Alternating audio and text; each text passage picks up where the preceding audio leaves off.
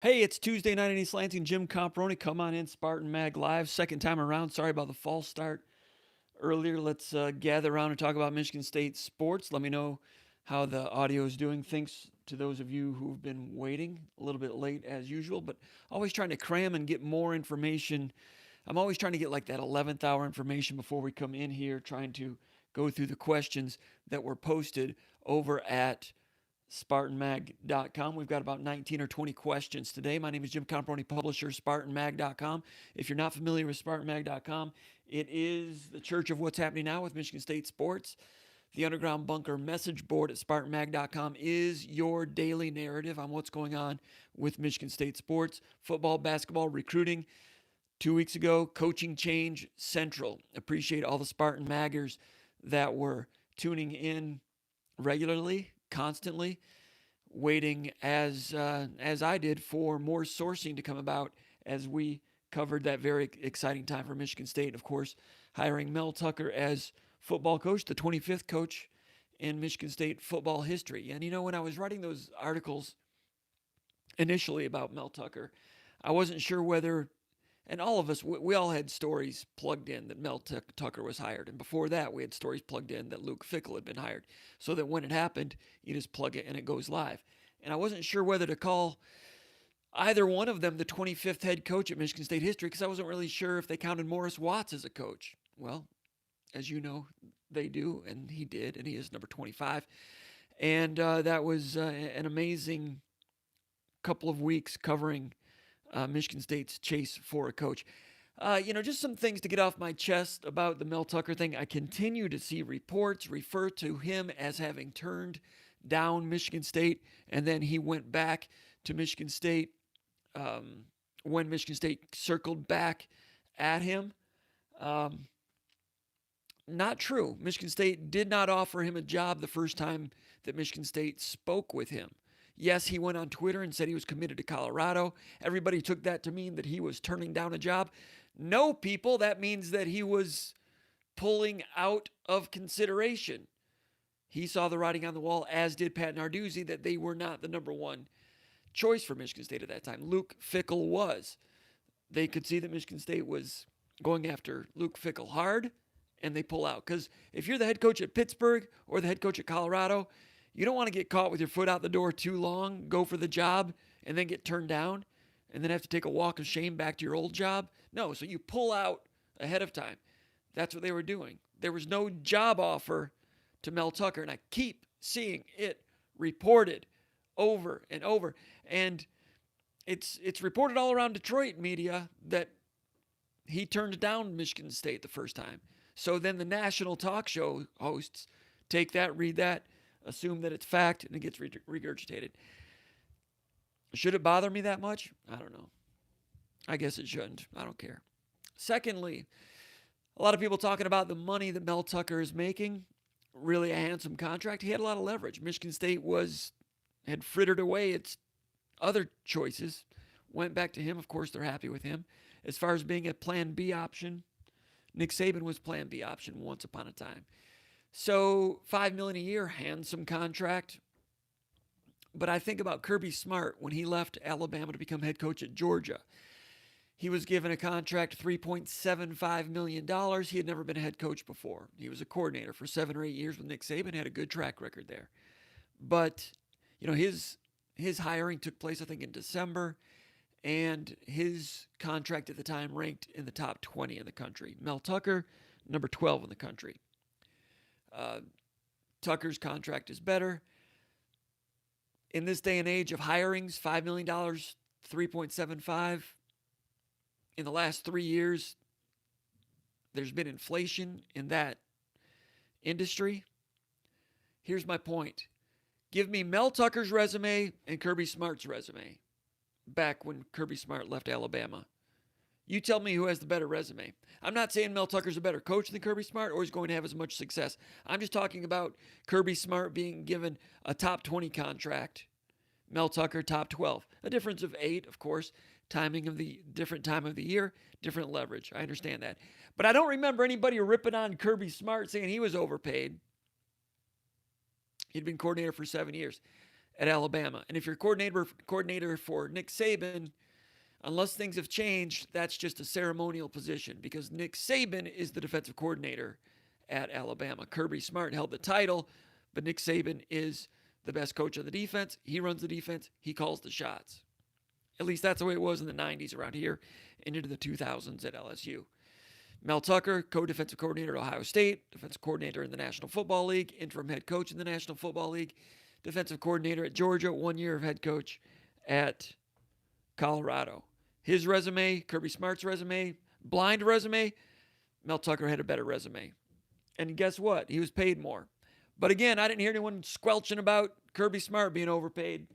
Anyway, just a couple things I want to get off my chest there. Hey, so we've got some questions. Questions were posted over at the Underground Bunker message board. I'll be reading some of those.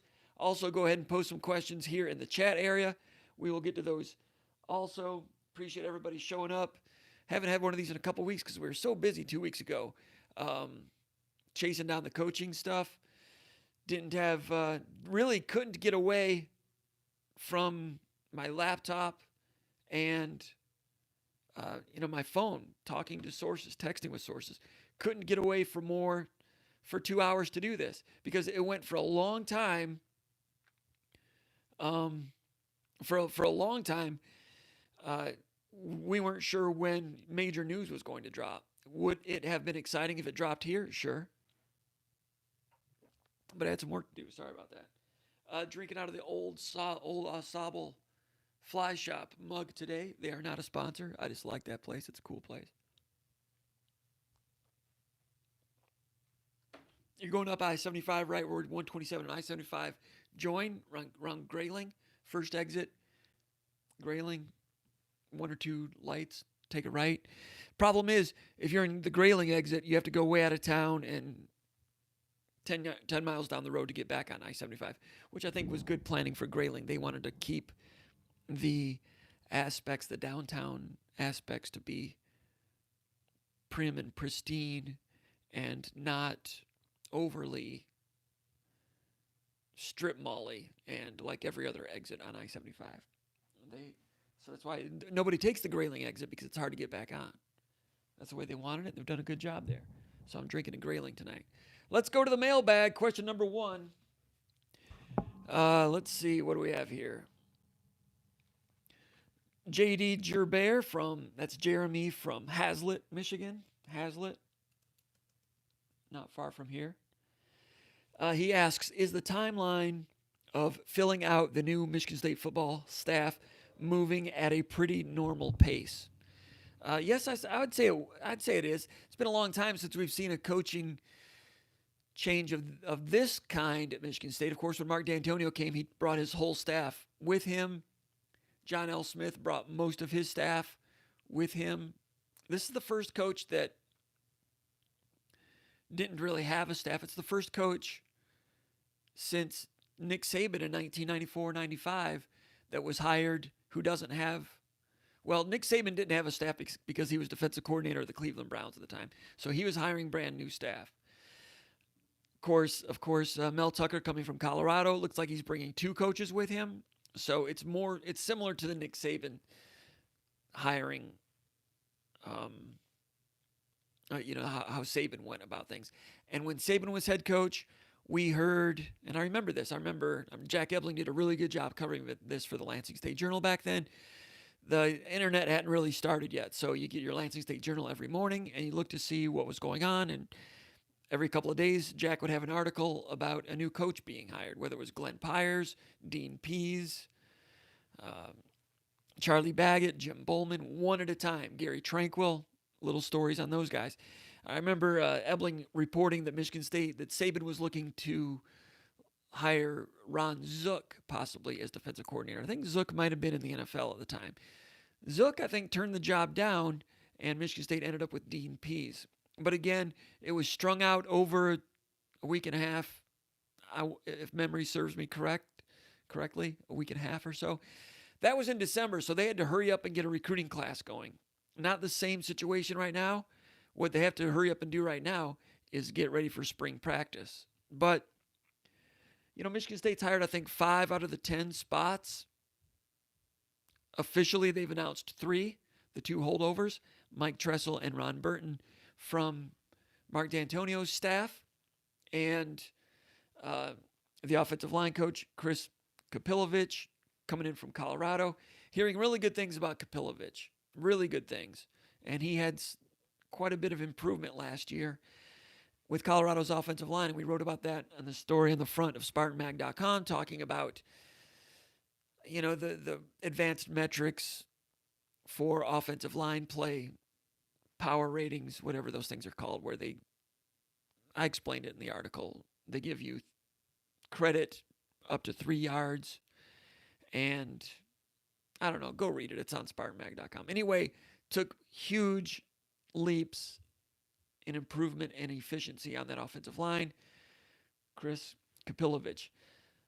I know a guy whose son is a scholarship player at Colorado. I asked him about the offensive line coach, and his comment was, great coach. Great coach. So that's the word on Kapilovich. Mike Tressel, is he linebackers coach? Will they have 2 linebackers coaches? Someone can look that up and see if Colorado had 2 linebackers coaches last year. Tressel was defensive coordinator for Mark Dantonio. Could he be defensive coordinator with this bunch? Possible, but I've not heard. I don't think that's the idea. Could it end up that way? Possibly. We'll talk a little bit more about some of those coaches in a minute. But to answer the question, yes, I think it is moving at a normal pace, but they got to get clicking toward spring practice here real soon. You may have seen the pictures released by Michigan State University today. Football practice, well, winter conditioning, mat drills, whatever you call them. Photos of Mel Tucker overseeing it, and Mark Dantonio making an appearance. Mark Dantonio, after he retired, went to Florida for vacation. That's why he was not at Mel Tucker's introductory press conference. It's my understanding from sources that Mark Dantonio made one phone call to Luke Fickell and then went on vacation and was not involved in it afterward. Now, if Mel Tucker had not taken the job when offered, the one time it was offered, by the time Dantonio got back, now might have Dantonio been more involved in the process? I think possibly so. I mean, I've heard that the Beekman may have even expected more involvement from Dantonio, but Dantonio got out of town, had some downtime. But I think that he might have been involved if it had come to that. Dantonio coached with Mel Tucker at Ohio State. Jim Tressel said that when there was an opening at the defensive coordinator position, actually defensive backs position, that Mark Dantonio came to Jim Tressel and strongly endorsed Mel Tucker to get the job in Columbus back in 2001, 2002. Really pushed for Tucker to get the job. Tressel said that he didn't know much about Mel Tucker at the time, listened to Dantonio. They brought him aboard, and Jim Tressel ended up liking very much the job that Mel Tucker did at Ohio State. So I got to get some things straightened out here, and we'll put a tweet out letting people know that this nonsense is going on. We appreciate everybody chiming in, joining in. I can see already that we've got the biggest crowd we've ever had here for one of these, and I appreciate all of you for that. Let me go to question number 2, and then I'll take a little break and send out a tweet. All right, MSU Polo.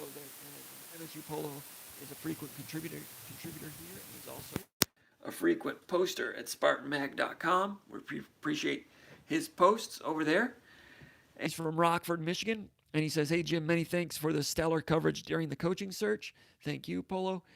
My question is whether you can go into detail on your first-year expectations for a Mel Tucker-led Spartan football program versus what they would have been for a Luke Fickell-led Spartan football program. Any differences? Good question, and it's going to be fun to watch these two coaches in the future, comparing these two guys. Both in their mid-40s, both well-regarded here in the Midwest as up-and-coming coaches. Luke Fickell is not an up-and-coming coach. He already is a coach, obviously. A couple of 11-2 seasons. It's interesting. We wrote a story about this last week. It's natural to compare Fickell with Tucker because Michigan State offered the job to Fickell. Fickell turned it down. Tucker took it. But these two guys have been living in a parallel universe for a long time. Their resumes are uncanny in their parallels. I mean, you look at it, and all right, they both were high school football players in Ohio. They both played in the Big Ten. Fickle played at Ohio State. Mel Tucker played at Wisconsin. They both were graduate assistants in the Big Ten. Mel Tucker at Michigan State, Luke Fickell at Ohio State. They both spent a short time as assistant coaches in the MAC. Mel Tucker was at, one of them was at Akron, one of them was at Miami of Ohio, I think. And I think Fickell spent 2 years in the MAC, Tucker spent 1. Then they both ended up at Ohio State together. Tucker was there first, Fickell came later. Then Mel Tucker became co-defensive coordinator at Ohio State. And then Mel Tucker left Ohio State to go to the NFL. And so that created a vacancy at the co-defensive coordinator position at Ohio State. And who took Mel Tucker's job when Mel Tucker left at co-defensive coordinator at Ohio State? None other than Luke Fickell took his job, inherited his job. Luke Fickell stayed at Ohio State for 10 years, a total of 15. 10 more years, a total of 15. Mel Tucker, 10 years in the NFL.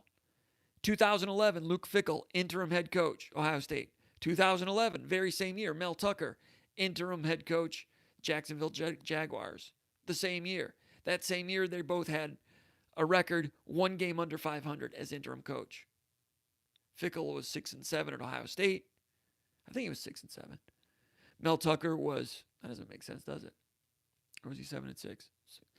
Mel Tucker was 2-3. Look that one up. Fact check me on that one. Anyway, and you know what's happened since then. Tucker went to, whereas Luke Fickell got a head coaching job right then at Cincinnati. His first year, losing record, 4-8 at Cincinnati. Mel Tucker's first year at Colorado, 5-7, losing record in year number 1. The difference is Luke Fickell had a couple of 11-2 years at Cincinnati, and that is a big difference. Meanwhile, Mel Tucker, as you well know, defensive coordinator at Georgia for 2 years, 1 year as defensive backs coach for Nick Saban at Alabama. His third tour of hell under Nick Saban. He's become a better coach each time. So the difference, Luke Fickell had a couple of 11-2 seasons. Kudos to him for that. But I mind you, if Mel Tucker had a couple of 11-2 seasons at Colorado or Cincinnati, Michigan State wouldn't have gotten first crack at him. If he had a couple of 11-win years, he'd be coaching right now at USC.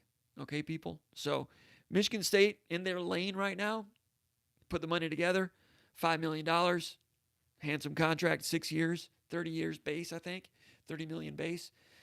But Michigan State has to get on that elevator on a lower floor going up. They can't really catch that elevator if the guy's 11-2 at a Power 5 program. I understand Cincinnati's not Power 5, but hopefully you get the gist, get the difference on that. Polo asks, is there a difference in expectations for a Tucker-led team as opposed to Fickell in year number 1? No, I think it's the same. Both defensive-oriented coaches. Fickell with more head coaching experience. Fickell would probably have come here with more of his staff. But no, I mean, it'll be the same. They're both going to try to figure out who their quarterback is. They'll both be operating with a new offensive line coach with several experienced offensive linemen. And it's going to be intriguing to see what Kapilovic does with those offensive linemen. I'm going to go ahead and send out a tweet to let people know that this nonsense is taking place.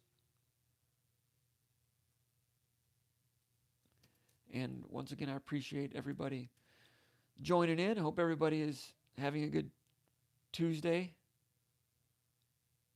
Whatever you're doing, wherever you are. I'm a little bit sore. I made the mistake of pitching some batting practice today. I'm not quite in mid-season form. It wasn't very pretty.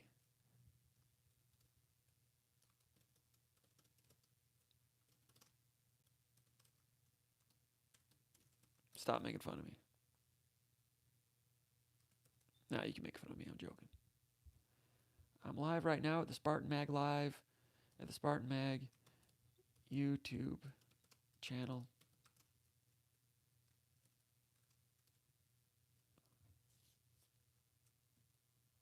See how that goes. All right, let's go over to the chat area right now. Get some questions here. We have JB. What do we have here? JPB 1576. Hey, comp, what's up? Rob South, what up, fellas? Good to have Rob South back. Michael Maher, all good. Thanks on the audio check. Audio sounds good. Thanks, Hayden. Old Tuck, he's back. Audio's good.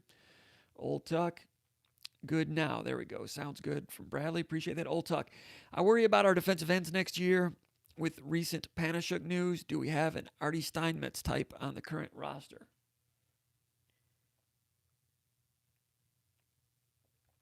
It's Old Tuck. For those of you new to the Spartan Live podcast, Old Tuck is kind of a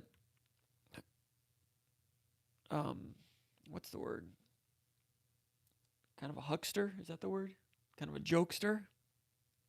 Likes to huck it up.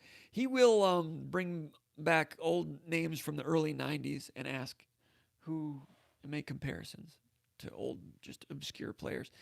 As far as Artie Steinmetz goes, the late Artie Steinmetz, very sad story, was part of one of those Dantonio recruiting classes, probably around 96, 97, came in from Kentucky, was a defensive lineman, I think, and was going to move to offensive line, didn't like the move, went back home, planned to transfer, and around 1997, 98 was killed in an automobile accident. Really a sad story. And Saban, after Steinmetz left, Saban issued a statement or mentioned it somewhere and talked about regret, or there were regrets. He just kind of mentioned it in passing. Some of the regrets there. I won't go in any further with that, but wow, Old Tuck bringing me down a little bit there. M. Grant, Michael Grantner, Elena and Carol say hi. Just found and subscribed to your YouTube. Had to read that twice to make sure I was reading that correctly. Cool. That's my nephew. Second straight time we've had a nephew of mine chime in. So, Michael Grantner, hope you're doing great. And if you're out there ice fishing, take it easy on those 40-inch pike. Okay? All right. Shaw Locke. Do I do these pantsless? He's asking from Muskegon. Yes, as a matter of fact, I do. All right, let's go back to the mailbag. Billy 81. And Michael, take care of that young one too, by the way. Congratulations on that. Billy 81. Bill from St. Joe, Michigan. What do you expect from Jay Johnson's offense? Do you expect run heavy, pass heavy, or a balanced approach? Jay Johnson is the new offensive coordinator at Michigan State. He comes from Colorado. I don't think that's officially been announced yet, but from Michigan State.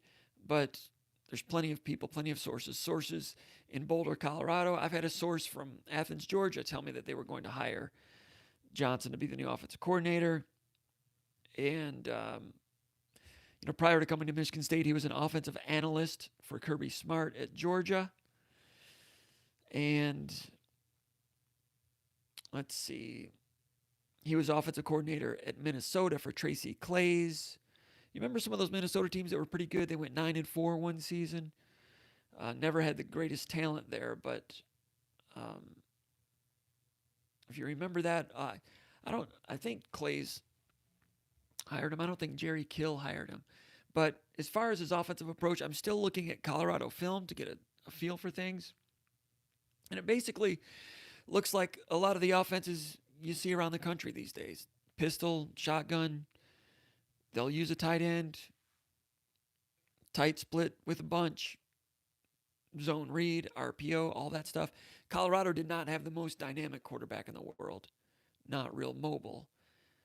So, as Michigan State, if they get more mobile quarterbacks, will that offense be more amplified? I would think so. But basically, you see offenses these days.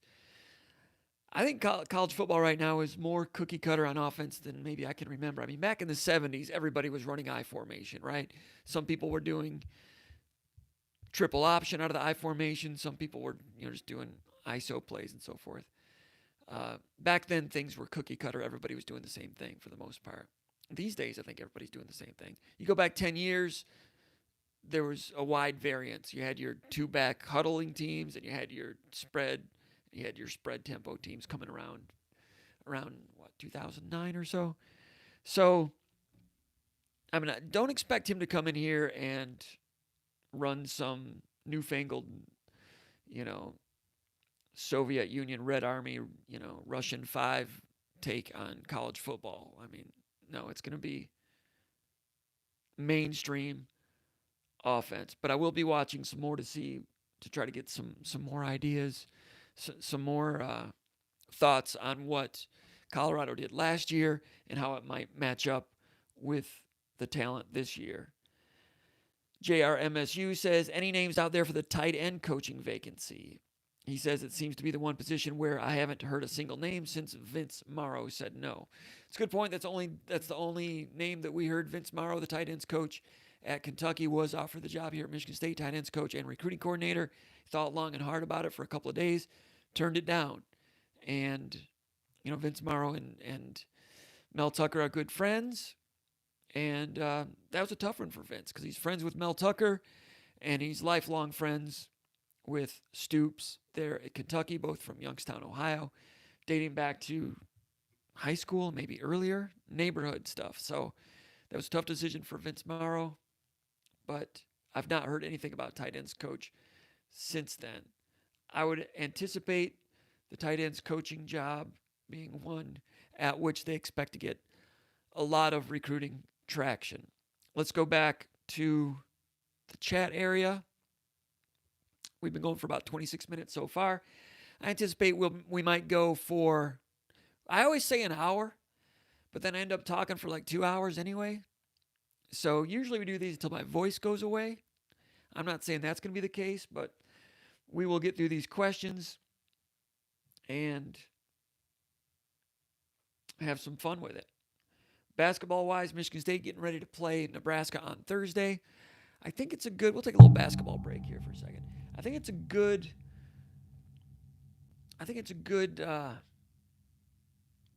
situation for Michigan State basketball right now. We've taken some losses, but now they have to win in Nebraska, of course. Win in Nebraska, got a weekend off, and then you're at home against Iowa.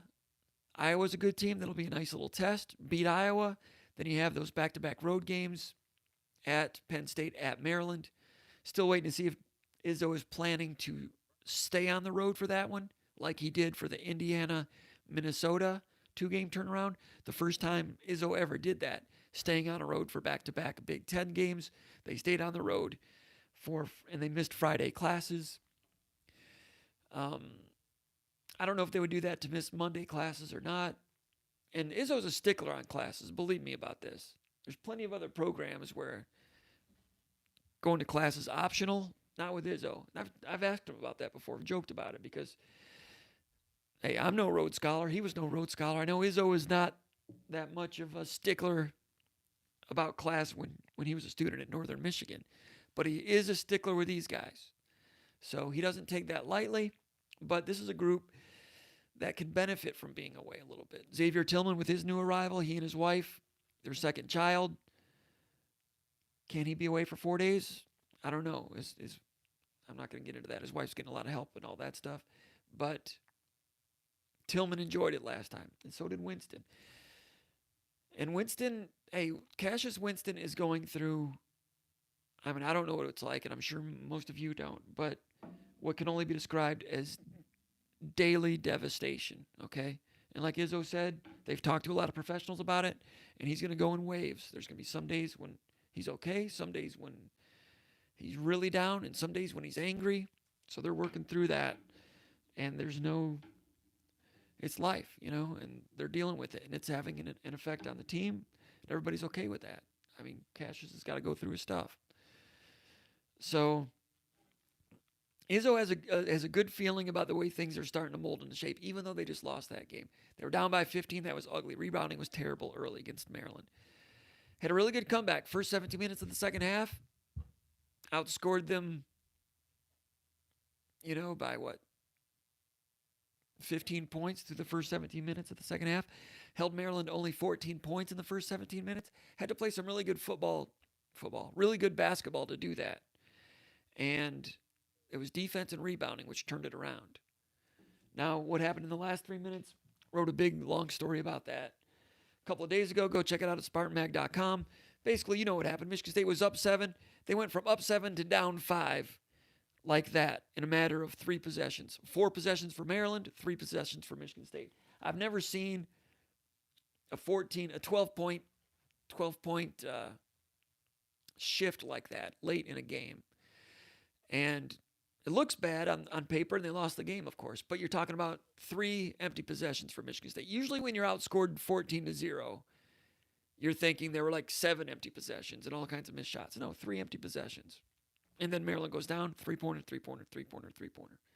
That's 12. You don't have to be a math major to know that, right? And then 2 free throws made it 14.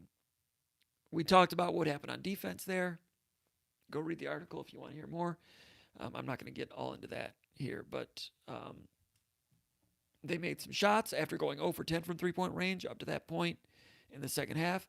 Michigan State, Xavier Tillman missed a three-pointer, like Izzo said in the press conference on Tuesday. Not the guy that they want shooting a three-pointer that early in a shot clock. Xavier Tillman, great player, good person. Plays 37 minutes, and when you play 37 minutes, not only do you get fatigued muscle-wise or cardio, but the mental fatigue. You get tired, you mess up some of the calculus sometimes.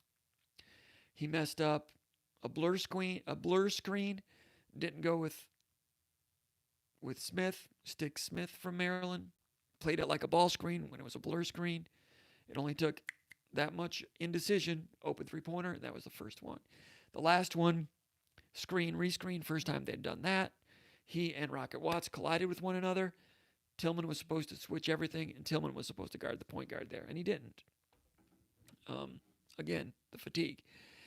If Xavier Tillman's playing 33 or 34 minutes, he's fresher at the end of the game. He doesn't make those mental mistakes. I believe that. The irony of that whole deal, Izzo was talking about how the rebounding was so poor in the first half. I think at one point Maryland was out rebounding Michigan State 21-7 or whatever it was. And Izzo said that was an embarrassment to the 2000 team, which was there to commemorate the 20th anniversary of the 2000 national championship. He thought that was an embarrassment to them. The irony is, he was talking about those players not recognizing what Michigan State was doing rebounding-wise. But I'm sure if you asked those players also, they wouldn't have recognized, or they would have found it surprising that Michigan State was playing a center for 37 minutes. Anna Gagne never had to do that. Hudson never had to do that. Hudson played 33 minutes in the national championship game in 2000. 33 minutes. Back then, Izzo was big on sitting Cleaves twice in each half, to the point where he took criticism for it. Digger Phelps used to rip on him for sitting Cleaves so much. But Izzo used to say back then that he rested his guys because he wanted a fresher team in the last 4 minutes, and he expected to dominate the last 4 minutes. And back then, 99, 2000, 2001, 3 straight Final Fours, one of the calling cards of that team was the way that they would outscore teams down the stretch. They'd turn it up on defense, and they would really execute on offense. I know a lot of you are saying, 37 minutes, what's the big deal? Well, almost dropped something. What's the big deal? Duke plays people for 40 minutes. Some teams do play players for 40 minutes. Most teams that play players for 40 minutes don't end up being all that good, and they certainly don't hang 8 Final Four banners. I know that Duke does. Here's the difference. Many of you love and enjoy Michigan State's transition game, and you hear commentators talk about how nobody gets up and down like Michigan State does. Nobody runs in transition like Michigan State does. After made shots and after missed shots. After made shots is the different part of it. The other team scores, Michigan State is transition, blitz, counter, break. Been doing it for years. In order for that to work, the center has to sprint the middle lane and go to the rim every time, every change of possession. Sprint, sprint, sprint. Now, Michigan State might get something out of it, only 1 out of every 10 times, but Michigan State is sprinting it every single time. That's the only way that it can work. He's sprinting, and the 2 wings are sprinting down the sidelines every time. If you have your center at 6'8", 250, whatever Tillman weighs, and you're asking him to sprint and run to the rim every time, 80 times in a game, and he's playing 37 minutes, sooner or later he's not going to be doing that quite as good, and then your transition game is not as good. Turgeon, the coach for Maryland, said that he was really happy with his transition defense, his team's transition defense. Well, it was easy to play transition defense that day because Michigan State had Tillman playing too many minutes. And they weren't wrong to do it. Why did he play so many minutes? Because Michigan State was down by 15 points, and he was having a great game. So they had to play him those many minutes as a Hail Mary attempt to get back into the game, which they did. And once they were into the game, going down the stretch, they'd already used a lot of his fuel. So, and that showed itself with defensive assignments late in the game. So that's why it's hard to play more than 35 minutes in the Michigan State system, because the Michigan State system is more demanding than other teams. Okay? That's the name of that tune. So Michigan State needs to get, Izzo always talks about the importance of getting a rotation. Michigan State needs to do that. They need to figure out who their top power forwards are. They're still trying to figure that out. 5 games left in the regular season. Kithier comes back. They were happy with the way he played at the end. It's the first time he had played more than, was it something like, first time he's played more than 12 minutes in a close game since the UCLA game. Think about that one. So they're still trying to find combinations there. But one more thing about Izzo. He liked what he saw in parts of that game. He talked to his team on Tuesday and said, hey, we're a basket here, a layup here, away from winning a lot of those games and having a record of 20-5. And I know you can say that about any football team or basketball team that, hey, just a point here, a field goal there, and we're 9-3. That's true. But in this case, with Michigan State, they're losing close games. Like they've lost 5 close games. They've only won 1 close game. So it's not like a half and half thing where you can say, well, if you won those games, yeah, but what if you lost these games? There's not many close losses. That's a problem. Why aren't they winning close games? All right. But he's usually, like he says, he's usually a glass half empty guy, but he's more of a glass half full this week.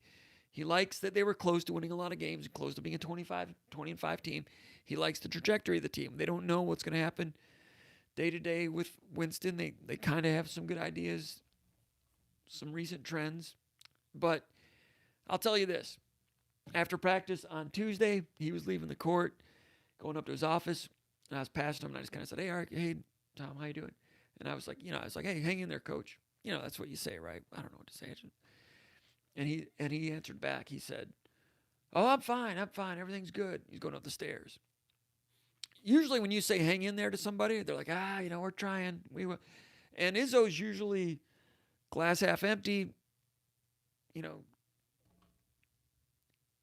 he, overtaken by the struggle. He kind of enjoys the struggle, but the struggle weighs him down a lot.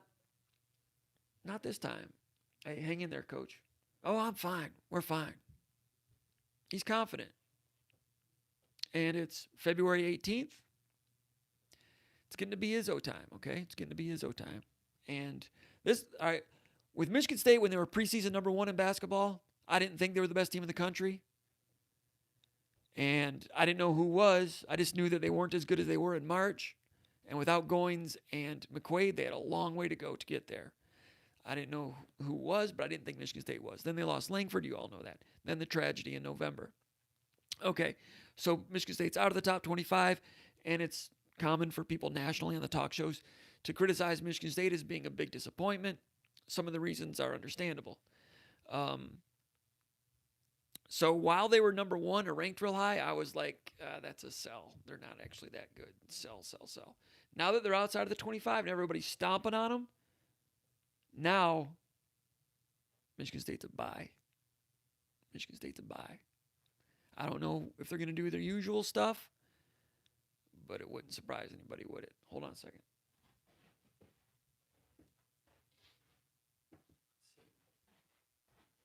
It shouldn't surprise anybody anyway. Let's go back to the mailbag.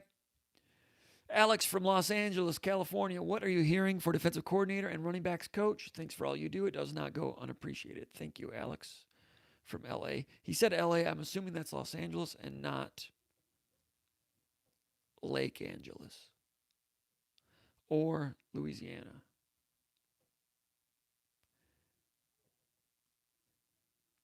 I don't have any prizes to give out, but if anybody can tell me where Lake Angeles is, you'll get an attaboy. Let's see. Defensive coordinator. I was hearing initially that um, that Tyson Summers, the defensive coordinator for Colorado, was a strong possibility to go with Tucker out here to Michigan State. The person that told me that is really close with the Colorado program, and he expected Summers and Jay Johnson to both go with him, the two coordinators. But I've not heard anything since about Summers. Meanwhile, we heard that they went after Marcus Freeman at Cincinnati. That I've got that in good confidence that was true. Harlan Barnett's been hanging around. He is squarely on the radar. That's a possibility. In the meantime, not hearing anything about Tyson Summers. So in our hot board, we've lowered his status from warm to lukewarm. And I don't know what's below lukewarm. Maybe mild or something. So I don't think it's going to be Tyson Summers. Barnett's around. That's a possibility. Could it be Tressel? I'm not sure. Are there others that he's been talking about? There was the guy, I don't have his name here. I should have gotten it. You know who it is. Some of you that are on the bunker. The guy that's the co-defensive coordinator at Georgia, 30 years old, was an analyst, I think, for Saban for a while and for Kirby Smart. Really highly regarded up-and-coming coach. It was mentioned on the Underground Bunker that Mel Tucker recently followed that coach on Twitter, which was an interesting tell because he was part of that staff back in Georgia. We need to put him on the assistant coach hot board, and I'll probably debut him at lukewarm also. Schumann, thanks a lot, Tony G. Schumann's his name. 30 years old. A lot of these young coaches are really rising in the ranks quickly. They're getting more chances as analysts and so forth. I think he was a manager for Saban. Anyway, if there were Vegas odds on this, I think that he might be in the running also. Let's go back to the chat board for more questions. Claire Jewell asks, what's the Panashuk news? Someone else probably answered this, but Jacob Panashuk is going to be a senior defensive end at Michigan State with a tweet on Saturday as a response to Mel Tucker going on the court 5 minutes into the basketball game against Maryland, had the microphone and said, I can promise you this, we're going to be a relentless football team, or words to that effect. I think Jacob Panashuk took that phrase and said, I can promise you this, if Chuck Bulla is not retained as defensive ends coach, then I'm out of here, or words to that effect, meaning he's going to leave if his position coach is not retained. Soon thereafter, that tweet was deleted. If you're Jacob Panashuk, the first thing that happens probably is his older brother Mike probably calls him and asks him what the hell he thinks he's doing. Secondly, Jacob Panashuk, if he wants to be part of the program, I would imagine, crawled to the head coach's office and begged forgiveness. Thirdly, page 1 of the new coach manual is find a star player, make an example of him. Jacob Panashuk's not a star, but he's a starter. But if you have somebody challenging your authority in week 1 like that,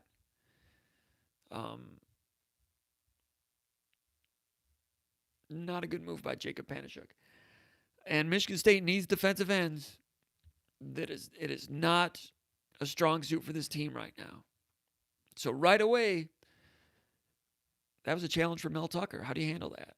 Some player that you've never coached before is putting demands on you, and you need to show some authority over the whole lot. And it's a position, not a position of depth. Kind of need that player. Not good. Not sure. I've not heard anything more about that since then. Old Tuck says, my number 2 all-time favorite defensive linemen are Bubu Thompson and Willie Comerford. They were Saban recruits. Willie Comerford transferred back to Central Florida. Bubu Thompson had a checkered career, but he was a factor in that 1999 team. Willie Comerford went back to Florida, His father was suffering from cancer at the time. When he came to Michigan State, Todd Grantham was his position coach, and Grantham was his primary recruiter. And Michigan State didn't promise him playing time, but they gave him very good indication that he would be able to play early, and he wanted to play against Notre Dame while his dad was still doing his thing. And then Comerford left before he became much of a player here. And he was okay at Central Florida, but never great. He was like a borderline 3.5-star, 4-star guy. That was before the star system, though. But he was a national top 300 type of guy. Rick Nash says, so glad we didn't hire that gigantic tooth having buffoon, Luke Fickell. He has that permanent stooge face going all the time. Interesting. Michael Maher. What's up with Harlan? What other staff do you think Tucker finishes up with? Harlan Barnett's still squarely on the radar, and I mentioned that early in the process, that I was hearing that Barnett was squarely on the radar. Then you hear it a little bit more, and then he showed up at the Maryland game, hanging out with Tressel and Burton, wearing Michigan State stuff. I think he is squarely on the radar still. Someone else asked a question about it in the mailbag, asked me what I think the chances are that Michigan State gets Harlan Barnett. I'm going to say 60%. Now, he's making $1 million a year right now at Florida State. They were fired down there, but he's still owed $1 million as the coordinator down there. There was a sticking point back when Dantonio thought he was going to stay as the head coach. They were talking with Barnett. If he took a position coach, defensive backs coach position, would he still be owed the difference or the whole contract or none of it? Probably none of it. So are you going to give up $1 million to make $500,000 as defensive backs coach at Michigan State? I don't know. But if he's coordinator, Michigan State, as you all know, has this new windfall to pay coaches. Would they pay a coordinator $1 million? Would they pay a coordinator $900,000? I'm thinking if Barnett is the choice at coordinator, Michigan State could pay him $900,000. He'd probably take it and null and void the contract of Florida State. Florida State would be going like, thank you, that's $1 million off our chest, because Florida State's not really swimming in money right now. So, yeah, Barnett's is still in the thick of things. Let's go back to the mailbag. Looks like we've got a lot of questions in the chat area. Might have to go through those in the lightning round. The lightning round, like a game show. GHMSU from Toledo. Here it is. Does Harlan still have a shot of being added to the staff? If so, what do you think the percentage is? 60%. Just answered that. Question number 7. 428 Grove Street is his name, from Elm. Now he's living in Elmhurst, Illinois. He says, who is the next Devin Thomas? Parentheses, underutilized player who becomes a star. Parentheses, on the current roster. Devin Thomas, you might remember, junior college wide receiver, was ranked the number 1 junior college player in the country, or maybe just the number 1 wide receiver, junior college wide receiver in the country in, 2004? That was John L. Smith's last year. His first year with John L. Smith, Devin Thomas did next to nothing. Next year, year 1 under Dantonio, Devin Thomas becomes their primary kickoff returner, was an impact kickoff returner, and an excellent wide receiver. Had another year of eligibility, but turned pro early and became an NFL draft pick. He went from not used in the final year of John L. Smith to all Big Ten in his first year with Dantonio, NFL draft pick. So he's asking, who on the roster is capable of something like that? Nobody. And you know what? At Spartan Magazine, we predicted that Devin Thomas was going to be an impact player. Didn't expect all that kind of impact, but not shocked that he became a starter and a big impact player. But this year, in terms of impact player that you haven't really seen anyone do, you've not seen much from yet. Anthony Williams, the running back. I heard a lot of good things about him. Was it in the spring we heard a lot about him? And then the spring.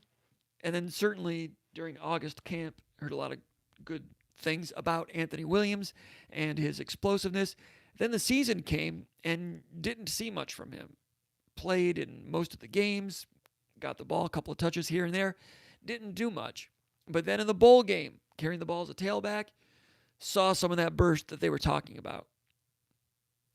And with Michigan State getting Jordan Simmons this week, and of course bringing back Elijah Collins and others, could Anthony Williams move to wide receiver? I don't know.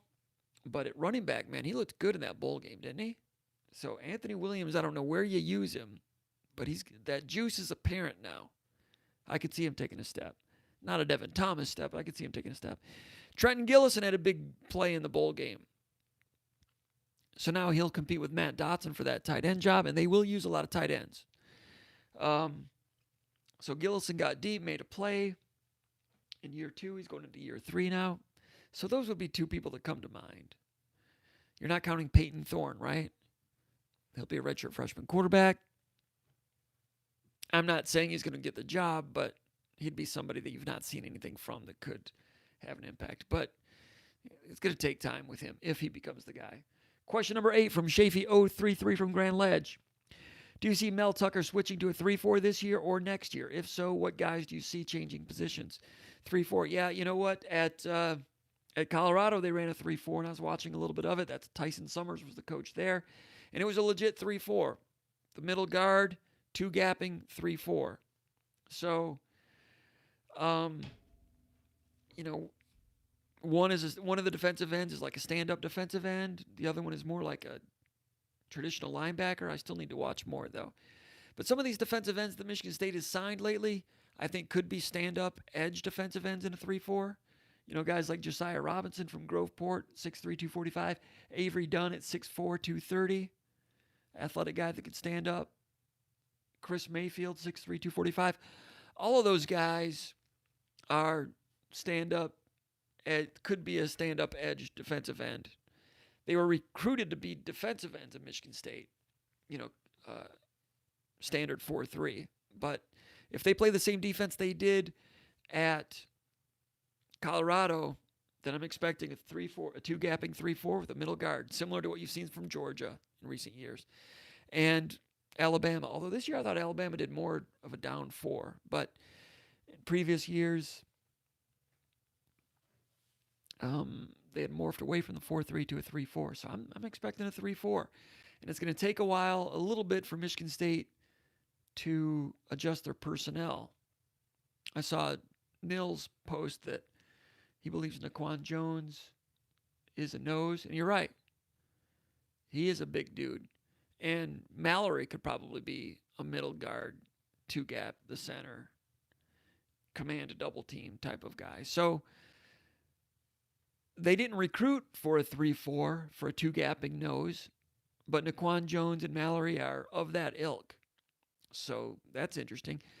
Your defensive ends in a 3-4 are 5 technique guys that are usually going to be bigger Will Golston type of guys and not edge rushing speed rushers. The edge rushing speed rushers are the stand-up guys in a 3-4. I mean, pass rush is good to have, but your defensive ends are going to be 5 techniques, and they are also going to 2-gap. So they're going to be bigger defensive ends. The Barrow kid, Simeon Barrow from Georgia, I always thought that he was more of a 3-4 defensive end, a 5 technique, a bigger boned defensive end. Some of the other ones, Kyle King was probably more of a Marcus Rush defensive end in a 4-3. Might not be perfect for him. But as far as linebackers go, inside linebackers, 2 inside linebackers, they go with a 4-3. A lot of people were wondering what they were going to do. At middle linebacker, you have Antoine Simmons. You have Noah Harvey, even Luke Felton. So, is that his name, Luke Felton? Luke, what's his name? Trent, he redshirted this year. Well, if you're playing a 3-4, you can have Harvey and Simmons both inside. And that might work pretty well. They're both versatile. Simmons is very versatile. He can play the slot. He can play strong side. He can play in the middle. Luke Fulton. Thank you, Hayden. Uh, but Harvey and Simmons both in the middle could be okay. Then Just Lord Boateng in the slot. Just Lord Boateng is also a good pass rusher.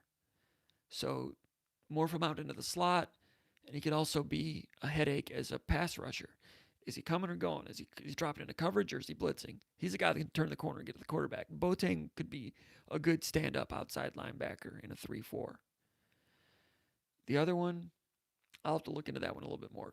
We got spring practice coming up. We'll get into that talk later. Let's see. Let's see. As far as stand-up defensive ends, the other defensive ends that they have young people. Chase Klein, good point, Tyler Miller. Chase Klein. Chase Klein, he played hand in the dirt defensive end a little bit in practice and a little bit this year. Came in and rushed the passer in the nickel defense a little bit. Chase Klein and Just Lord Boateng are both guys with some strength and some shock to them, some quickness, can turn the corner. Both of those guys on both edges. Rushing the passer, one of them or the other. Boateng can cover. Still waiting to see about Chase Klein if he can. He's still young in his career. But when you get two linebackers that are versatile that way, you don't know who's rushing and who's covering, and they can both do it well and play the run. That's when you're getting into a defense like Dave Aranda had at Wisconsin, and what Wisconsin has had recently with Zach Bond. I mean, Bond is a big timer. He's an NFL guy, but that's the epitome. That's the consummate stand-up edge threat that can rush or cover. Klein and Boateng could do that. I think they can make a good transition to a 3-4. I think Mallory can, and Naquan Jones. As far as the defensive ends, two-gapping, Jacob Panashuk. I think Panashuk can add the weight if he's still in the program. When he committed to Michigan State, I thought he had the rare ability to be a two-gapping, strong, point-of-attack defensive end, and also had some bend to him with the hips to turn the corner. And I said that when they signed him, and I looked at his film. I'm like, he can go either way. He could go inside and be a defensive tackle or stay outside. Or he might be one of those rare guys that can weigh 268 and do both. And they can move him inside and out. Not as good, but, there have been some big timers in the Big Ten in recent years that were defensive ends that would move inside in certain downs. Panashuk's been a good player, not great. But I think he could add weight and become a 5-technique defensive end in a 3-4 and not lose his agility. I think he could be okay with that. A guy, let's see this, question number 9. Dan from Bloomington, Indiana, I'm assuming. Maybe it's Minnesota, we don't know. He asks, where did you obtain your godlike powers to forego sleep? Where did you obtain your godlike powers to forego sleep?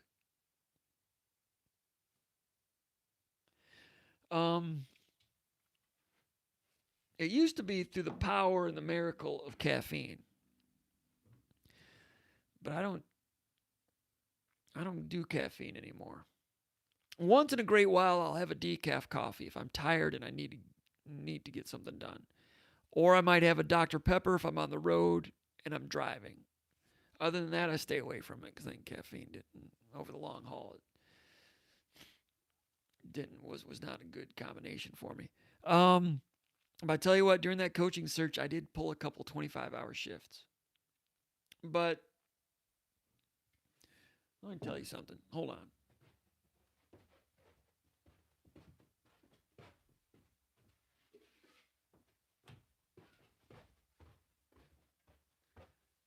I pull this thing out once in a while. Sometime if I'm working a lot, 17 hours, 18 hours, I'll go 17, 18 hours once in a while, a lot. But then I'll sleep 8.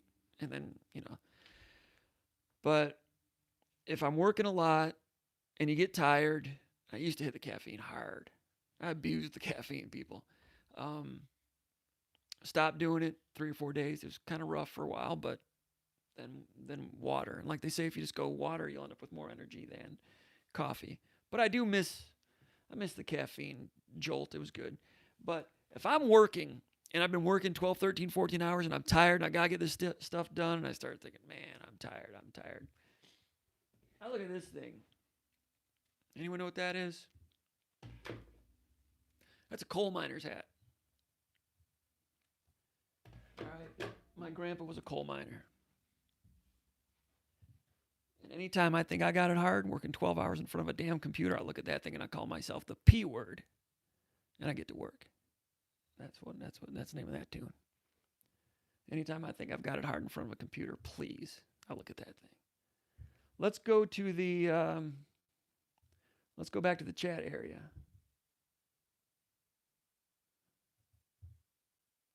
I've lost my place here a little bit. There was some static, huh? Let's see. Hayden Vischer, what are the chances of selling some SpartanMag shirts in 2020? I'll get on that. I'm going to look into that. So are we okay with, give me a thumbs up on audio. How long was the static, people? Let me know. Let me know on that.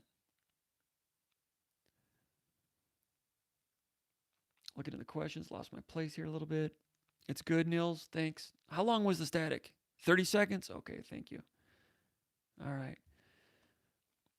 All right. So Seth Foreman asks, how tall is Curtis Blackwell? How tall is Curtis Blackwell? Pertinent, an apropos question, because Detroit News, they ran that article, photo sent from Dalen Hayes' mother. Dalen Hayes was a recruit in the Detroit area, ended up at Notre Dame,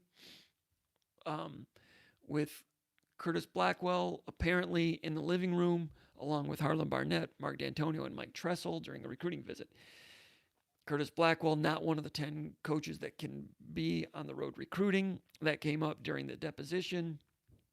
Dantonio was asked about it. We saw a video of that. Detroit News got a hold of that somehow.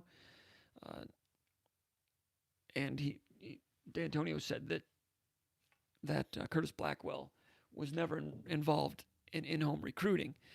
And he was asked, would that be a violation? And he said, yes. So, I mean, Dantonio under oath saying it didn't happen.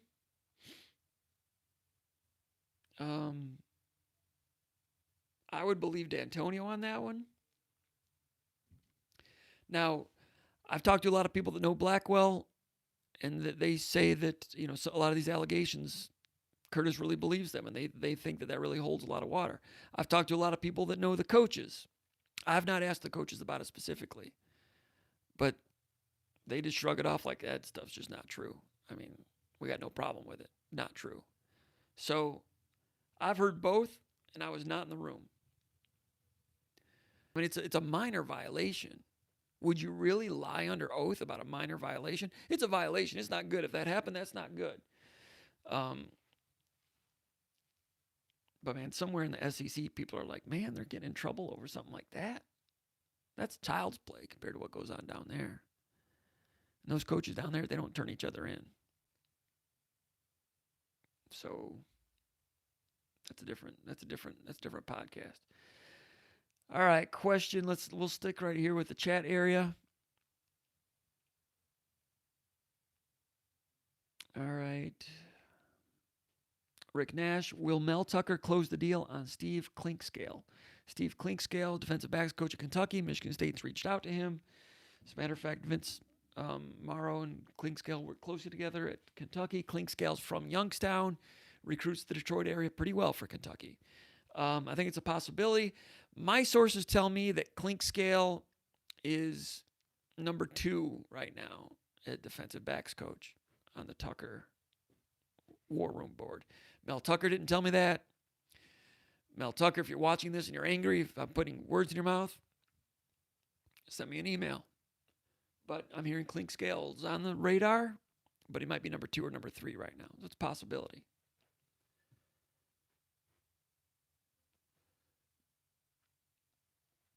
Seth Foreman, how tall is Curtis Blackwell? It gets back to that. Joe Savage, Grayling, Michigan Fly Shop. Rest in peace, Rusty Gates. Yep, Rusty Gates had the fly shop there in Grayling. Also, did Rusty Gates has a different fly shop. It wasn't downtown. important figure in the fly fishing community in the state of Michigan. Rusty Gates, the former Rusty Gates. When Rusty Gates passed away, that was a big thread on the Underground Bunker message board. Some people knew him and so forth. I never met him. Lynn Tarico, did I read that you met a source at 2 a.m. last Wednesday? Yes, I did. After the Mel Tucker hiring, 2:30 in the morning. Talked about the hiring and stuff like that. Someday I'll tell you more about that, but not right now. On Nomnum4, which is the same dude that posted the question before about one of these things. Where's he at? That's Dan from Bloomington. He asked me about my godlike powers to forego sleep. Now he's saying, Jim, the same dude here. Jim, what football position group do you expect to benefit and progress most from the current roster or coaches? Please say offensive line. I'm going to say offensive line. Hey, I think Jim Bowman did a pretty good job of that group this year. Like I said, they've got, 8 or 9 guys with starting experience. Individually, they've all played well at times. Now they got to find the top 5 and a year more of maturity under the new coach. I think the offensive line could be solid. I think it could be solid. Watching a little bit of Colorado, it's zone, and they'll run power. They'll run counters with 2 pulling. So they're varied. It's a good offensive line coach. I'm bullish on the offensive line. Old Tuck, are there any Chris Smelans out there to bring into the new staff? No, Chris Smelan, defensive coordinator for John L. Smith. Not so good. I thought Smelan jumped the shark when they played. First of all, they played Pittsburgh at Pittsburgh in 2006, right? And they were running, Michigan State was running that, 4-2-5. One of the linebackers, Sir Darian Adams, was a bandit. And the bandit is supposed to cover the slot receiver. Pittsburgh with Dave Wanstedt, I think it was Wanstedt, they got 2 receivers, tight end, 2 backs. And nobody's in the slot. And Michigan State has, under Chris Smelan, they had Sir Darian Adams, the bandit, out in the slot covering a slot receiver that didn't exist.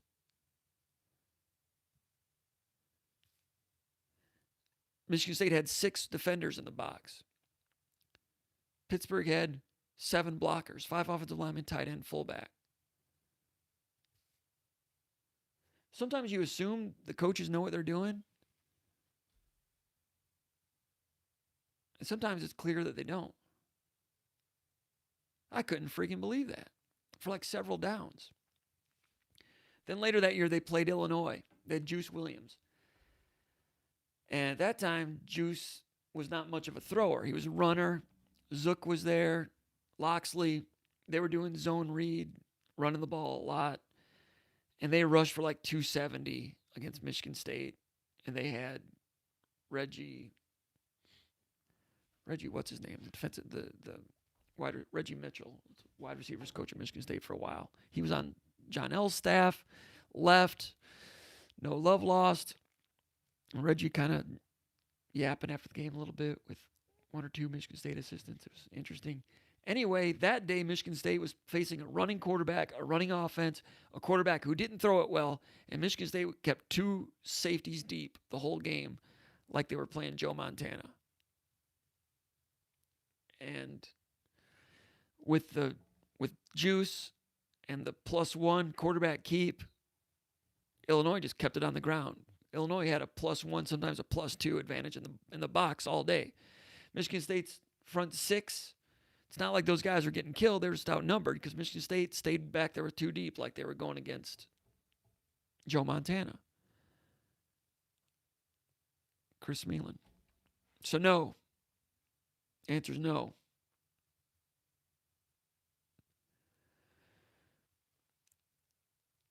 Hello to Kale Tenney. Hayden Fisher, what are the chances of the t-shirts? We might get into that. You like the t-shirts? SpartanMag t-shirts? Not available yet. Yeah, I gotta look into that. Kenneth Roberts. What do you think will happen with Jacob Panashuk? I don't know. Great question. Great question. We went over that earlier. Card Shark Chris. What's up, fellas? How you doing, Card Shark Chris? Card Shark Chris from Forsyth County, Georgia, checking in. Go green, go white. Good to hear from Card Shark Chris. Cal Tenney, what's your opinion of the Jacob P issue? My opinion, man, that's, you know what? Like I said, page 1 of the new coach manual, page 1, make an example of an existing standout player or a player who thinks he's a standout. For Nick Saban, it was Batman Holman. Saban took the job, and Batman Holman was Batman Holman. And Saban had him out of the program inside of 3 weeks.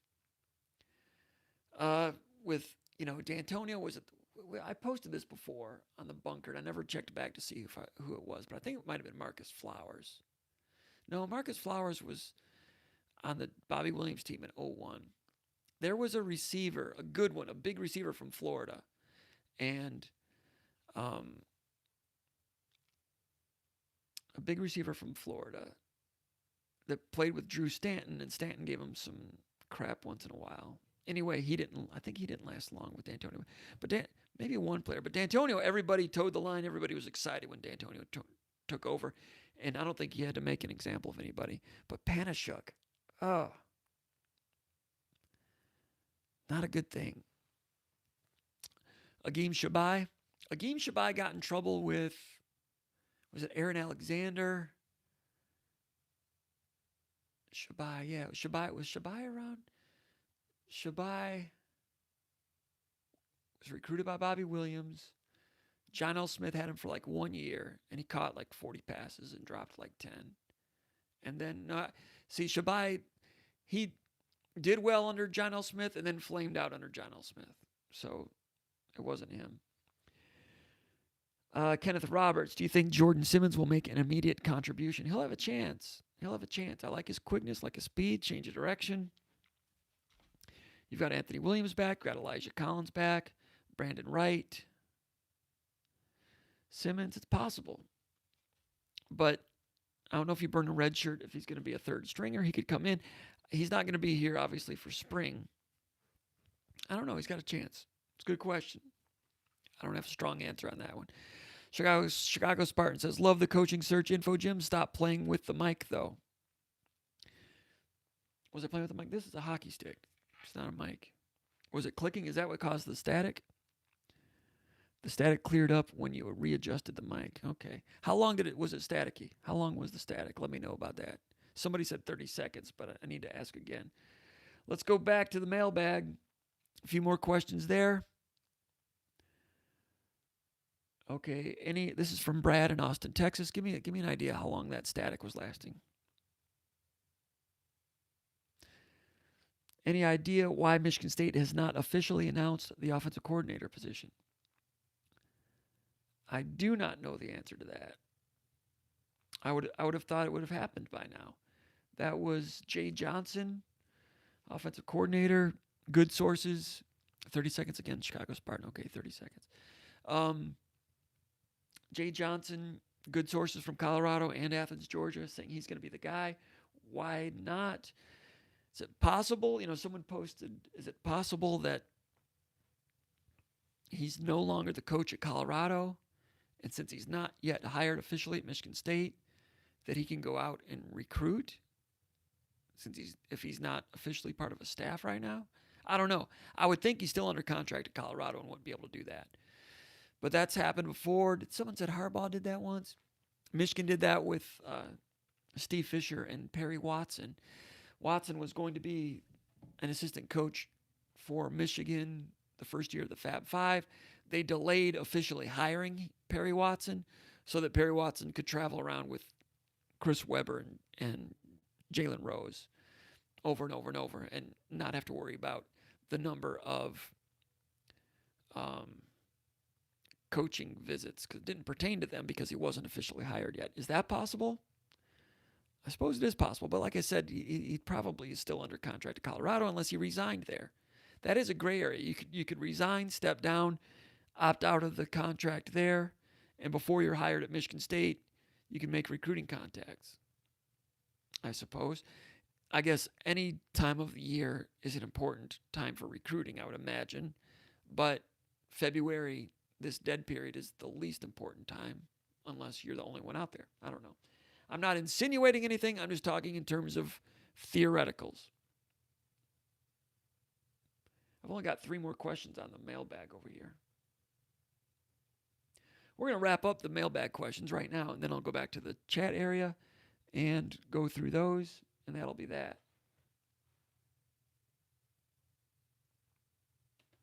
Okay, actually, Ted from Hudsonville, Michigan made that point. Any chance that Mel Tucker is playing coy, holding off signing with some assistants so they can talk with recruits during the dead period?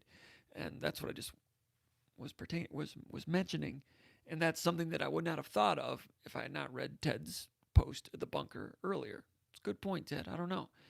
Last question for the mailbag from Michigan State Ted. He says, have you heard anything about Graham, the special teams specialist? Graham was the guy that, what's his first name? I can't think of his first name. Graham was a kicker, mostly a punter, special teams specialist. I have not heard whether he'll be retained. I've not heard. That's an interesting one. That's a good question. I'm not sure. Neil says, have we spoken about Hawkins yet? Courtney Hawkins? No. From very good sources, Courtney Hawkins is going to be wide receivers coach at Michigan State. Courtney Hawkins was a big-time receiver during the George Perlis era in the late 1980s. Second-round draft pick, and played in the NFL for, 6, 7, 8 years. Recently, he's been head coach and athletic director at Flint Beecher High School, doing a really great job at a school there that needs him. So he's not coached at the college level yet. Really good sources saying that it's a done deal. He's going to be wide receivers coach at Michigan State. Again, that one's not been announced yet either, so he's not under contract either. So if he's the guy, could he go out and recruit right now? Go to some schools? Yes, he could. I don't know anything about him as a coach, but he's done a great job in Flint. And I didn't know that Courtney Hawkins and Mel Tucker would have crossed paths. So once that becomes a thing, I'll be interested to see how that came about, because I do not know. Nils, Miami Ticker, I don't know what that means. Seth Foreman says hello to Amy. That's also Nils. Rick Nash, no Nils, not yet. Seth Foreman. I'm sorry about that. Let me turn this thing off.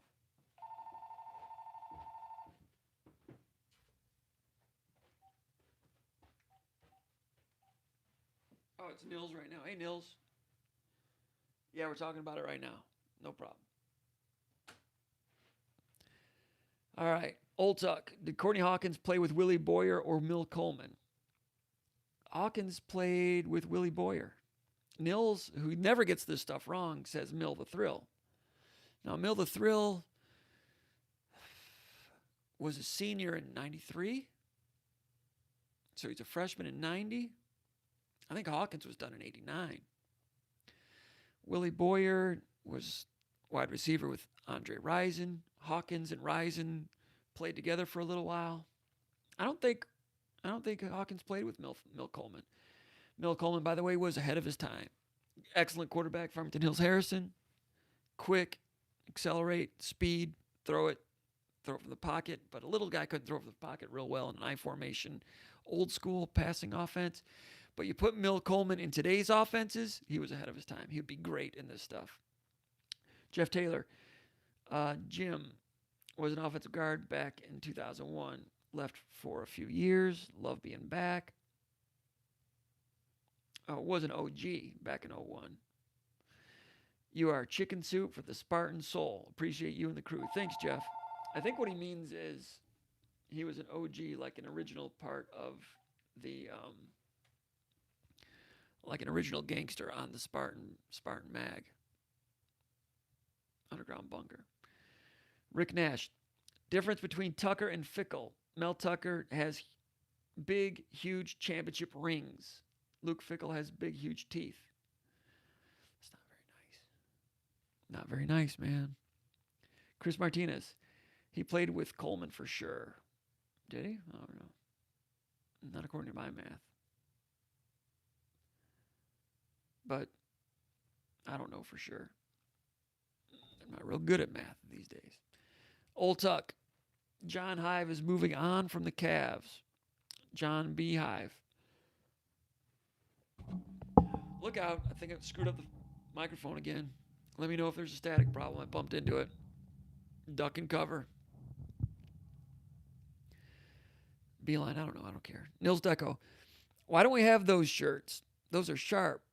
Why don't we have those shirts? I don't know. It's a good question. I'll probably work on it. Rick Nash. Izzo should hire him as an assistant. Who? Beeline? Seth Foreman. Jim, you need an assistant with your media like Jamie on the Joe Rogan show. I could use that. Hello. No thanks. Could use someone to answer the phones. Usually I don't have a phone in here during this. It's my mistake. Beeline is going to Indiana or Texas, Nils says. Nils knows. John G. John from Mason. Hey, Jim, is it easier to recruit a rush linebacker for a 3-4 or a rush end in a 4-3? I think it's easier to recruit a rush linebacker. I think there's more rush linebackers and there's more 3-4 outside linebackers than there are true 4-3 defensive end outside rushers. A true 4-3 outside rusher has to be bigger, and the bigger dudes are less likely to have that run the hoop capability. A stand-up athletic 3-4 outside linebacker is more likely to have some of that run the hoop capability, I would think. Good question. That's my guess. Nils Deco. Sean Murphy and Willie Comerford were two others that Saban ran off. I don't know if he ran Comerford off. Comerford transferred back to Central Florida to be closer to his dad.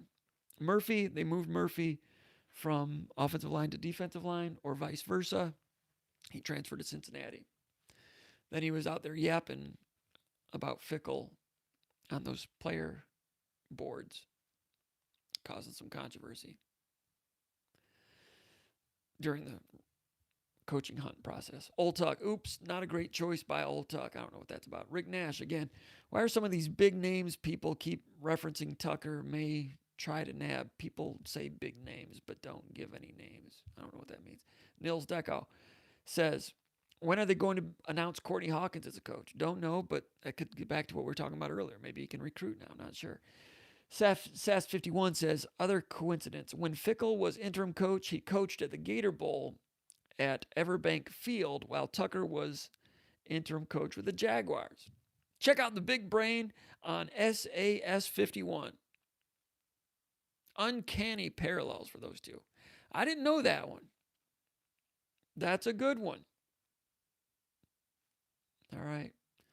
So I guess they did go 6-7 that year, right? Ohio State, they lost that bowl game. Michael P., what are your thoughts on the Georgia co-defensive coordinator? Any more smoke there? We talked about his name a moment ago. I've forgotten his name already. Youngster, 30 years of age, rising rapidly in the ranks. Tucker has been on staff with him before. Tucker would know him well. Really interesting. And if Tucker loves that guy, is that why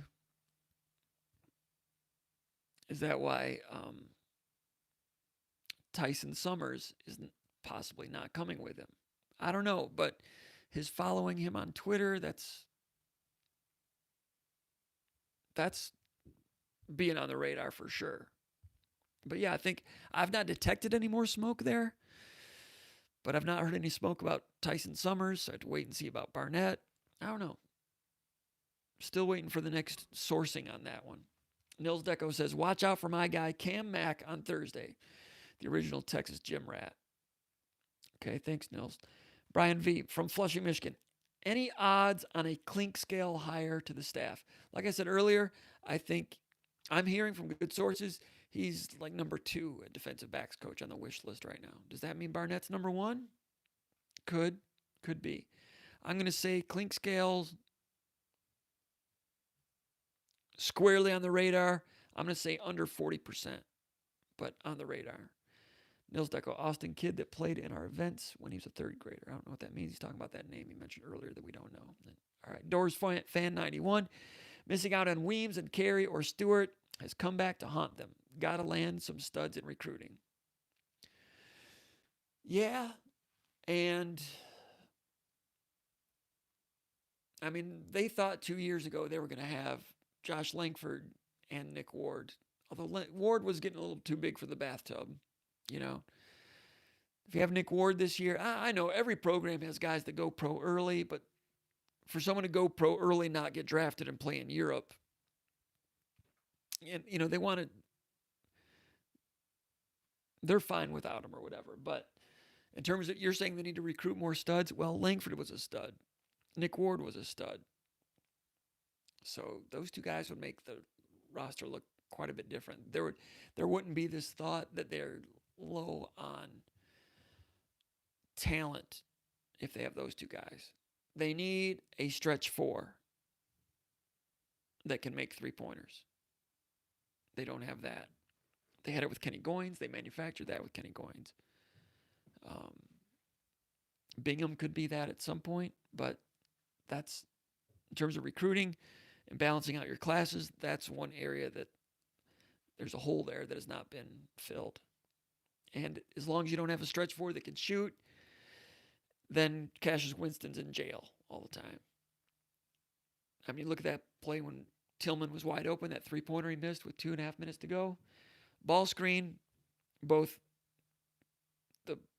the Maryland point guard and the big man Sticks, both of them guarded Winston, double-teamed the ball without worrying about the ball going back to the big man for the open three.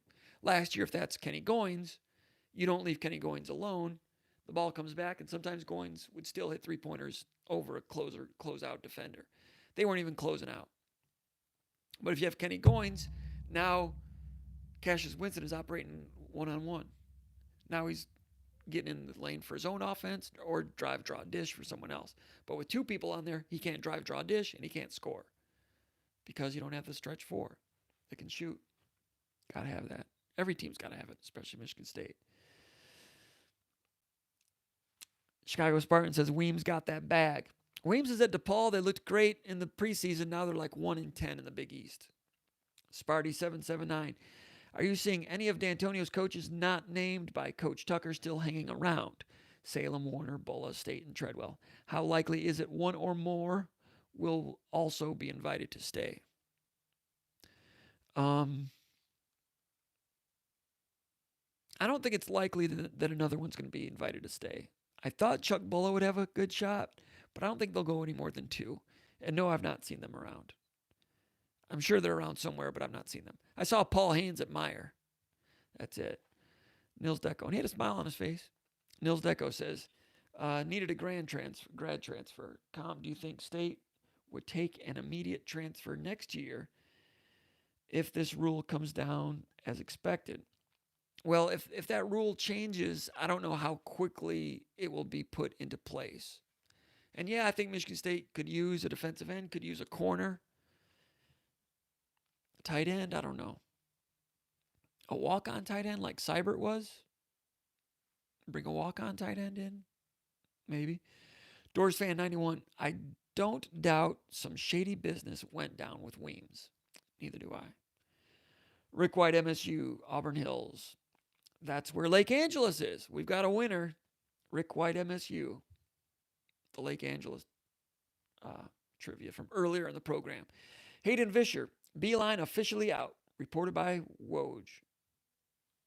That's Adrian Wojnarowski, is that his name? The guy that he's in with all the agents. That's where he gets information, and good for him. Good sourcing by him. Chicago Spartan also says Auburn Hills. And he lives in Chicago. Must have grew up in the Auburn Hills, Lake Orion area. Nils Deco, Archie Miller is in trouble. Tony G telling me Schumann, thanks. The Bama Spartan says Great Lakes Crossing area, but L.A. is lower Alabama. I feel you. Nils Deco, is Maryland Final Four good? Comparoni. Nils asks. Sure. They got to shoot like they did the other night, though. But they're streaky. I think Penn State might be. I said from day one that Seton Hall is. Those two aircraft carriers, those rim protectors inside, got the scorer, good point guard.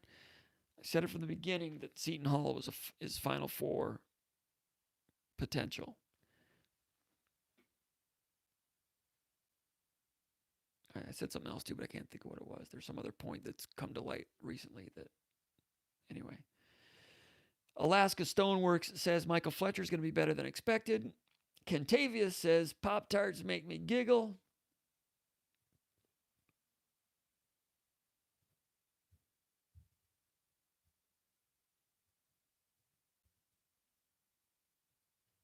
Had to hide one right there.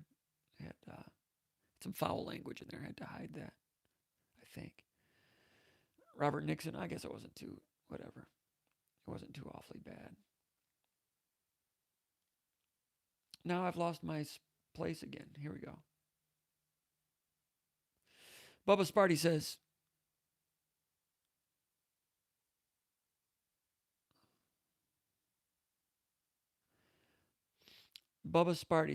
first thoughts on Courtney Hawkins here.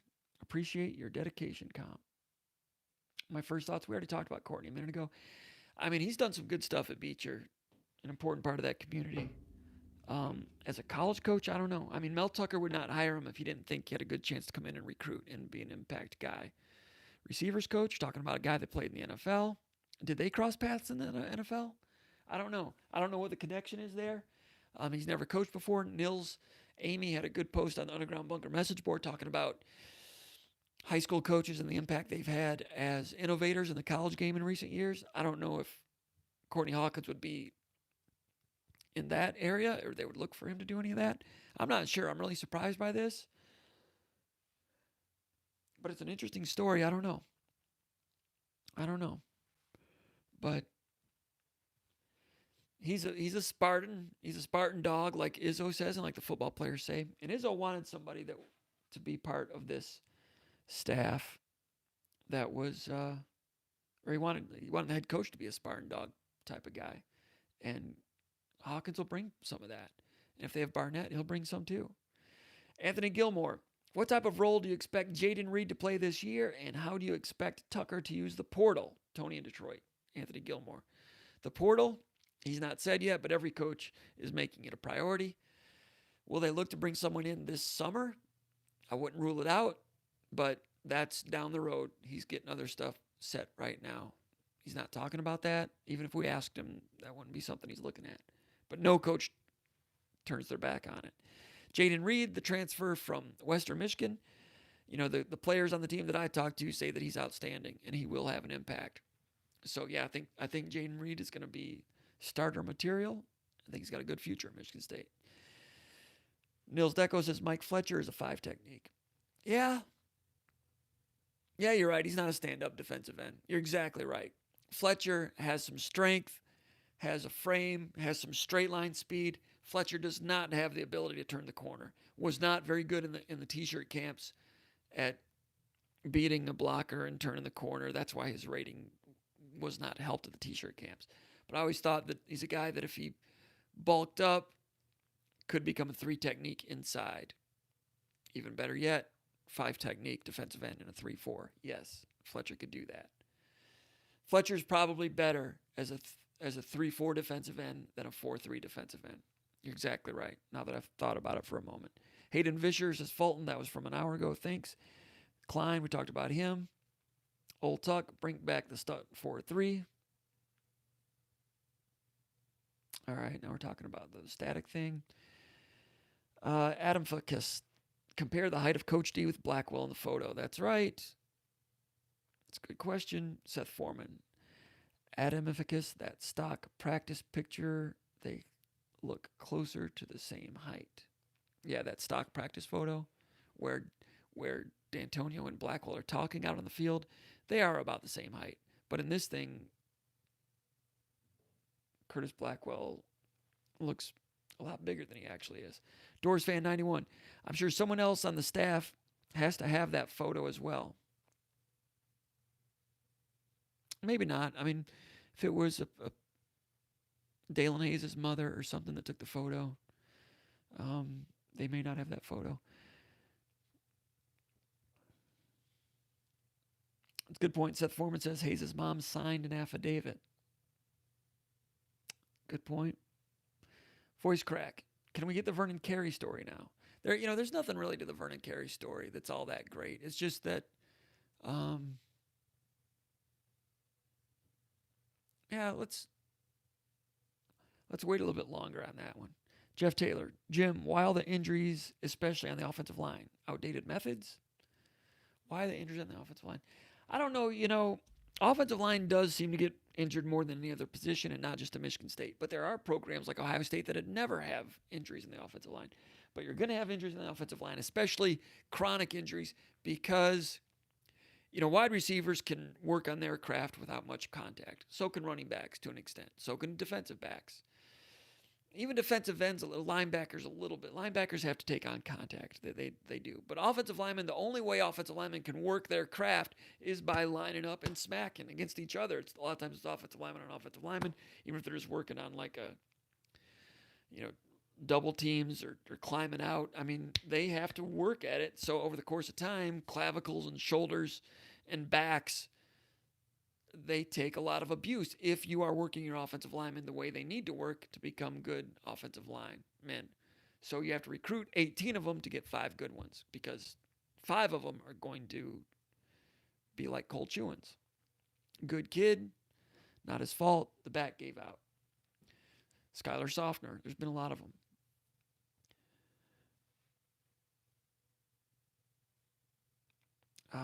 More from Nils, thanks. Yeah, Mike Cox and Reggie got into it a little bit after that game, just a little bit. Not too bad. That was the Illinois game. John L. Smith. Sass51, my daughter is a photographer, and she pointed out that the light from the window is properly reflecting off of Blackwell's left thigh knee, so she believes the pic is legit. Okay. Fair enough. Nils Deco, Akeem Shabai. Rick Nash, I could easily Photoshop Blackwell in that photo and make it look perfect. Tyler Van Moss, TJ Williams. Yeah, TJ Williams, that's who it was. Thanks, Tyler. TJ Williams was the Floridian wide receiver that was around for a year or so, had a lot of talent, and then was shown the door. I can't remember if he was if he was on the roster when Dantonio took over or not. I think he might have been, but that's who I was thinking of. And that won't be I'll forget that name again soon, but thank you. Lentarico didn't last long. Sass51, Urban was allowed to recruit before becoming coach. Michael McCardell, any truth to the rumor Courtney Hawkins may be hired as the wide receivers coach? Yeah, the sources are saying that's going to happen. Brian Bemis, who do you see starting or getting quality time in the defensive backfield?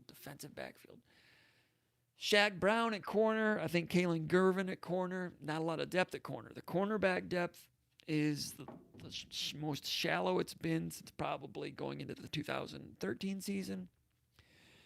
I think that was the year when Harlan Barnett asked Michigan State fans to pray for his defensive backs. I think at some of the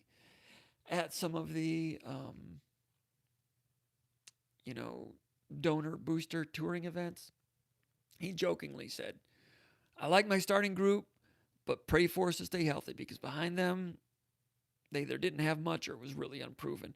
But corners are it's more thin than it's ever been under Dantonio, I would say. That being said, Shaq Brown and Kalen Gervin are not proven commodities. So all the way around, cornerback, I think those two have the best chance to begin over there. Christian Jackson is around. At safety, what do you have? Yeah, Dominic Long is still around. Trey Person is around. Xavier Henderson starting. I assume Trey Person's going to start. He's had some experience. Made a mistake in the bowl game on the one trick play touchdown. I think that was him. He made a mistake in there somewhere. 90-91, they played together. So Courtney Hawkins played in the 91 team. All right.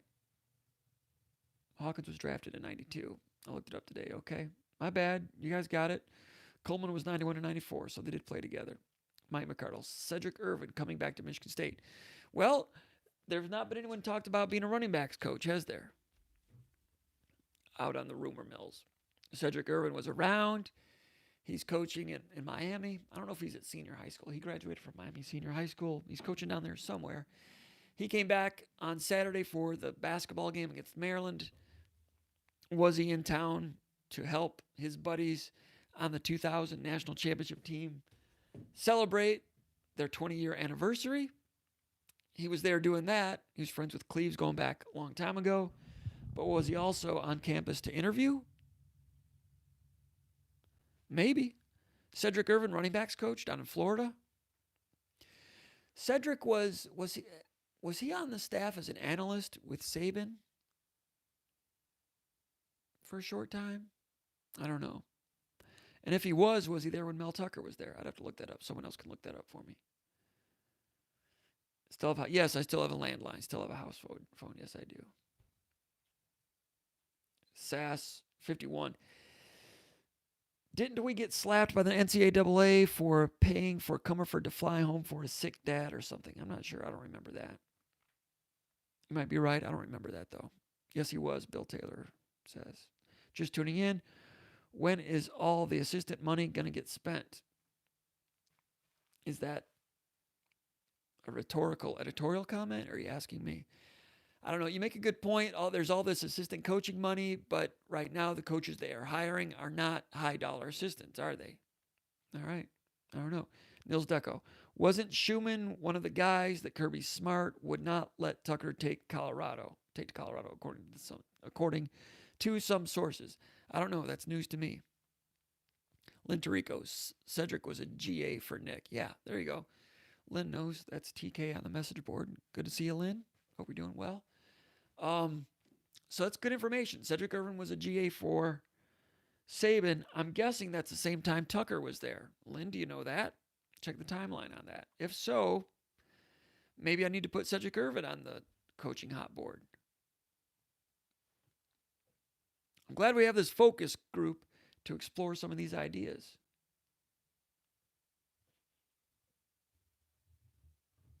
A lot of talk about Jacob Panashuk. I don't know, man. I don't know where that's headed. Nils editorializing about UNLV. Do you see him transferring? Robert Nixon. Sorry, I should have used a different word. Laughing out loud, my bad. Adamificus. In the recruiting photo, Blackwell is taller and he is slumped over. But in the practice field photo, he is standing straighter and only a little taller. Chicago Spartan says, maybe talk about how the coaching search played out in your perspective. Talked about that a little bit earlier. Fickle was number one. Gosh, I've forgotten some of this stuff already. There was a lot of thoughts that some of the... Lynn saying that Cedric Irvin was not in for an interview. Thank you. Lynn knows her stuff. I don't dispute what she posts. Yeah, the coaching thing, I'm not going to get back into that. Well, maybe some other time. That'll go down in the history books, but we're going to wrap this up. We're about done. Lynn Tareco says, no, he was GA at LSU, I assume. Irvin or Reggie Mitchell. I don't know what that means. Cedric played for Nick at MSU and then went to the Lions. Cedric was not in for an interview. And I think that brings us up to date. I think that's going to wrap it up. Appreciate everybody coming in and staying as long as you did. I should have said this earlier, but if you're still watching this and you're not a SpartanMag.com subscriber, climb aboard, become a Magger, become a SpartanMag.com subscriber. You can test drive it for free for 1 month. You can find out how to do that on some of the stories. That link is available at the top of some of those stories. And Lynn Tirico says Cedric was a GA when Mark Ingram won the Heisman. All right. Flint guy. Got it. Okay.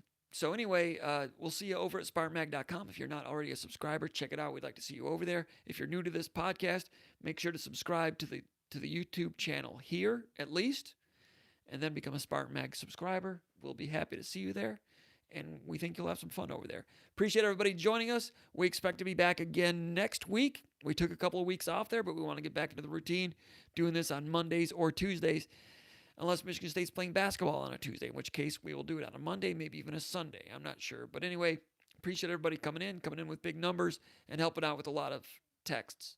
Till next time, my name is Jim Comparoni, publisher of SpartanMag.com. You've been watching SpartanMag.com podcast. Got a question right here from Card Shark Chris. Chances of Michigan State making the hockey tournament less than 20% because, well, they were swept by Michigan this weekend. If you count Friday, Monday, Michigan playing really well.